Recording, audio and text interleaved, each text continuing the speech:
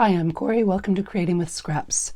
As I'm working on my second gratitude journal, the one I intend to keep using Tracy Fox Creative Autumnal Hues kit, I was putting together my spine and remembered that some people had asked that I share this process. So that's what I'm going to do today. I haven't put the entire journal together yet, but I have created the spine.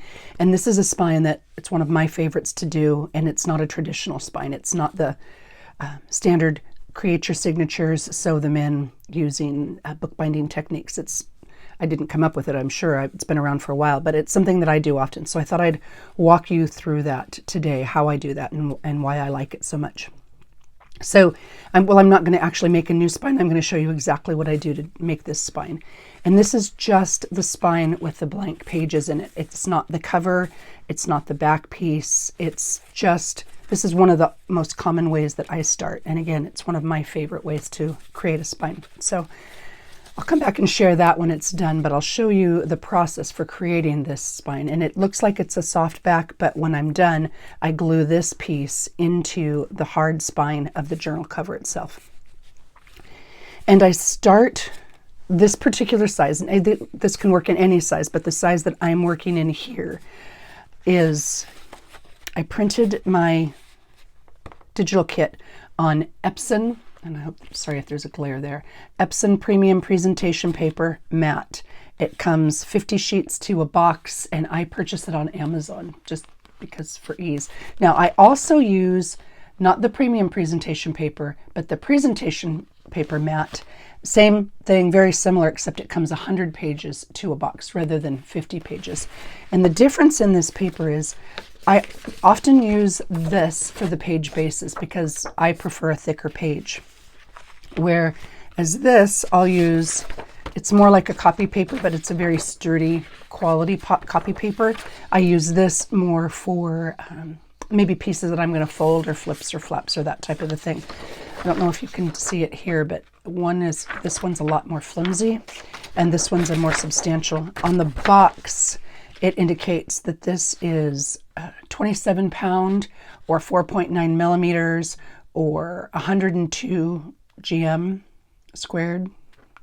So that's the lighter weight paper that I do not use for page bases. Whereas this one indicates it's a 279 millimeter. I'm sorry, that's the total dimension of the paper, pardon me. It's a 44 pound, 165 GM weight, 9 milliliter. So that's what I use, and those are the differences. So I printed the digital on one of these. I trimmed off the bits of the white, and then I've got two pieces of that because I cut it in half, right? Just cut it right down the middle. And then I fold one piece in half. So one piece of the 8.5 by 11 copy paper, or the presentation paper, makes 2 pages, and you can score it. But I chose not to for the sake of this. I just matched it up. And these are the pages themselves. So that's what you're seeing right here as the pages. These are the pages, and how I create the pages. The first thing I do when I'm starting this type of journal, I'll make the pages to make sure I've got the right size. Pardon me. But the next piece is I'll cut a piece of canvas. And this is a middleweight canvas. It's not super flimsy and it's not super thick, but honestly, any canvas works. This one happens to be cut to about a 4x6, or maybe it's a 5x6, something like that, because the ends don't really matter. I trim them up anyway, but the height does. And I wanted it a little bit longer than my pages because of things that are going to stick out the top and the bottom. Pardon me. And then I sew straight along the edges. I didn't fold them or curl them or anything else. I just sewed straight along because canvas and most fabric frays, and this will prevent the fraying from going down below where I want it. And again, I like my pages below my top of my spine or below the cover because I almost always have things sticking up and out. Often on the bottom I will as well. So that's why I like it. If you are a person who prefers to have the spine be the exact height of your page, just cut it to the height of your page and sew along it. So Again, totally personal preference. So I've cut the piece of canvas, and here I've got a piece of canvas. So I cut the piece of canvas. We'll pretend that for the sake of ease that this is 4 by 6. And it's not straight.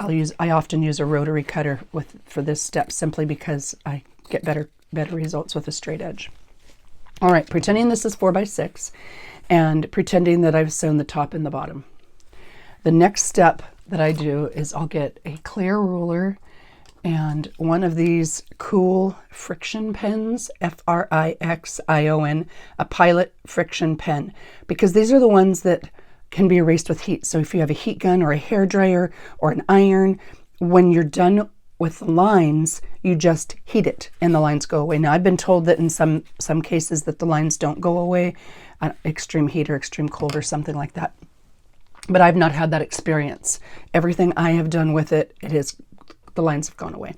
All right, so I use a clear ruler and I use my canvas and this friction pen, and I start making lines. I'll go in the center. Normally, like this would be perfectly straight. I'd go in the center and I'll make a line. And that is my center point or my center piece. Now, I prefer, because of the way I'm creating this one, I like a 1/4 inch space between my pages. They're heavier pages and they're cardstock weight. So I like a 1/4 inch, plus it's easier to see on here. There are 1/3 inches and I use the 1/3 inch sometimes, which, I really like the fact that this Omnigrid has the 1/3 inch. And I use the 1/3 inch sometimes, but for these pages, I like the 1/4 inch. So on this, it happens to be the yellow pieces, or the yellow lines as opposed to the black lines. So I can see right through it. I line this black line I've already created up. I put the yellow line, the 1/4 inch yellow line right on top of it. And then I'll make my next line. And I do that same, whoops, I didn't do it very hard, did I? I've got the fabric underneath this simply to prevent some of the glare off my glass mat. That's my reason. So I'll do that all the way along for however many inserts I want to put in. Now you can take the pages. I didn't do that this time, but this is a common way I do it. Pages are open, right? I'll take the pages and I'll line them up and clamp them down to these lines. Line them up, clamp them down, and then I'll sew straight down the middle of each of these. That is one way to do it. And that is something I also do very frequently. And then the pages are centered and lined up and ready to go. For this particular project, I took pieces of 2x4, and not the wood 2x4, but those are 3-dimensional. These are cardstock. I just used craft cardstock. 2x4, scored it down the middle, and these are what I'm going to use to anchor my pages in. And I'll make a line from the bottom to make sure that they're all at the same height. And I'll do the same thing. I will tape and clamp these pieces down using the lines as my guide to make sure that they're straight. I clamp them down and then I'll sew straight down the middle. When I'm using the sewing machine, simply because it's easier for me, I put it on a wide stitch so that I have a lot of length between my stitches so it doesn't act like a perforation to tear the pages. And then I'll put the first one in and I'll move over and do the same thing with the next one until I have the entire set of spines sewn in. So when it's all said and done, you've got however many you need of these. For the gratitude journal, I wanted 30 pages and I wanted and then an extra pocket for a specific reason. So I've got 8 of these particular spines sewn in because 8 gives me 16, 16 gives me 32. So you can see here I sewed 8 of those spines in. Now you'll notice that these spines are a little bit smaller than the page size. This 2x4 is smaller than the actual folded pages. I did that intentionally because I want them to open at the top. I am going to glue both pieces down and I want to be able to access the top, and that way my closure or my holder into my signature, into my spine, does not get in the way of whatever I'm taking in and out. You can make these the same exact same height and it works just fine. And then when you glue them down, it's open here, but I wanted a smaller profile. So my spine hinge, for want of a better word, is smaller than my actual signature, shorter than my actual signature.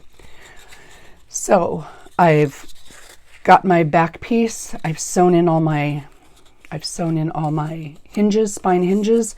And then the next thing I do is I'll take these are all sewn in, so they're nice and straight and I don't have to worry about them moving around. And that's why I do it when I do it. And then I will use that same ruler, and I often will go 1/3 of an inch here. So I'll use the black line for 1/3 of an inch, and I'll line that up with the center crease. I don't know if you can see that from there. And I've ordered a different backlight, so I'm hoping that some of this glare goes away, the shadows. So I've got my center line where I've sewn it, and it's easy to see because you remember you've already sewn down this and you see the stitches. And then I'll use the 1/3 inch, line it up, and then I draw a line. And I'll do that all the way across with however many number of pages. And then I flip the whole thing around and come back and open these back up.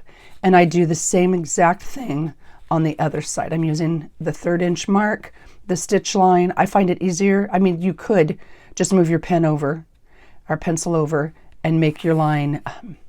After you've done the right side, you can do the left side. I just find it easier for me to keep things straight if I do it that way. And then my book will have however many pages. This will already be sewn in. And then I've got those 2 guidelines as to where to put my pages in. How well you can see that. And then I've got my 2 guidelines. Then I'll ink if I'm going to ink, and I always ink. And I come in and I glue all of this brown part that's showing will be inside the closure of my pages. I will glue one side only. So I'll line it up, even it's folded closed. I would have creased it with my bone folder, right? It'd be nice and sharp and creased. And I'll come in and I will line it up right on top of that brown line I drew with my pencil. It's not going to show because I'm going to put it right on top of it.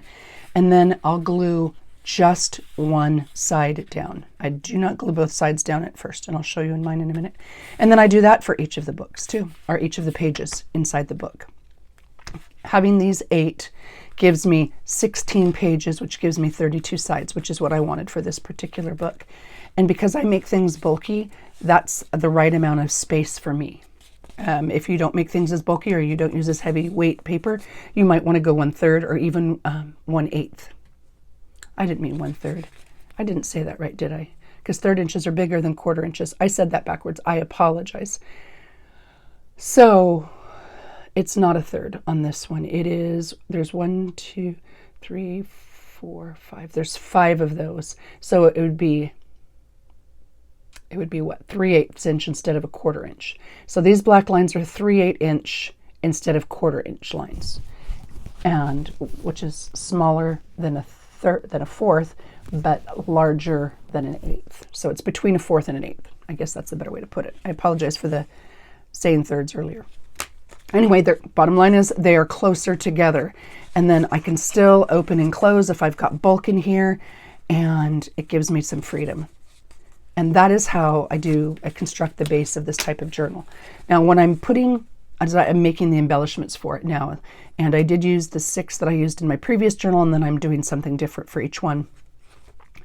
But I only, as you can see here, I only glue it down to one side. That way, if I want to sew something on here, or if I'm going to poke a hole, I want something to dangle, I still have the freedom to do that as I'm assembling the book, but my pages are still sturdy and I've got a solid work surface. Just personal preference. And then because I'm not sewing this together, I just glued it. When I'm done, when I've got them embellished the way I want, I'll put glue down you can't see it. I'll put glue down the outside edge and the bottom edge, and I'll close it. And I'll do that with each page. But for now, they are not closed. They're not glued closed on both sides. They're just glued on one side. And then that gives me some freedom as far as how I create and options I have with creating. And that is this step. I'll come back and show it to you when it's completed. Maybe I'll show you how I put it in on the base, the back spine base, and then how I adhere it with the front and back covers. But I wanted to stop there and show you how I do that, because that's something that is requested fairly frequently. A question that I got is, and it was a great question, and I didn't clarify it initially.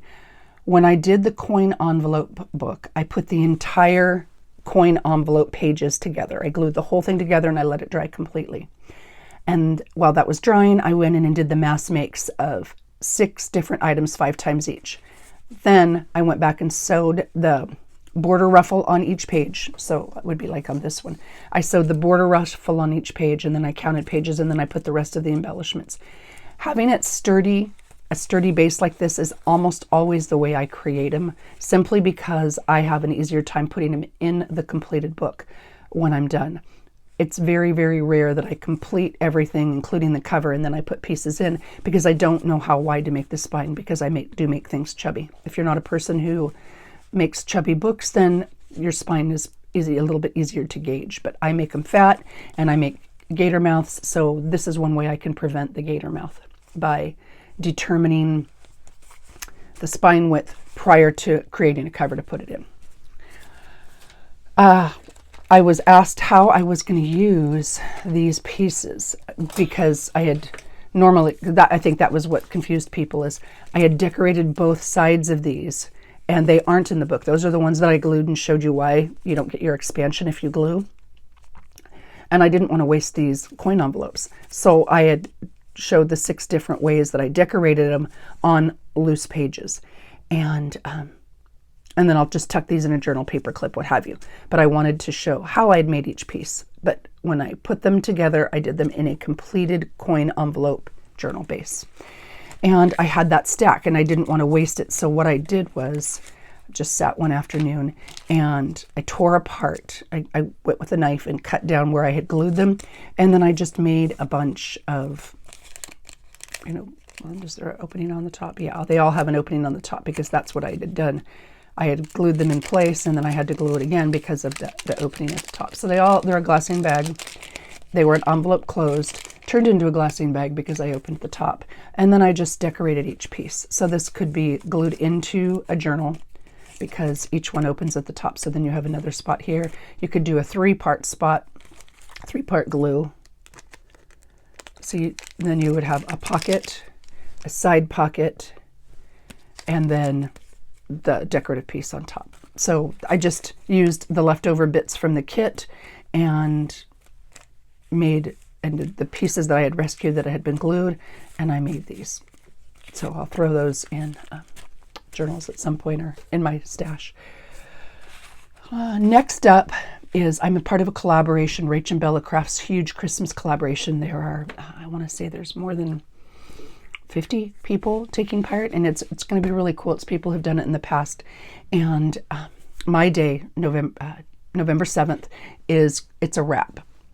And I am going to, and I don't know how close, how this will show, but this is an 18, gosh, I've got it way back up. Nope, it's not letting me back up.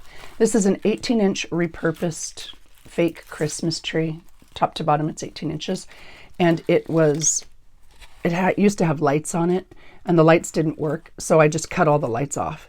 And I am going to do an Advent piece.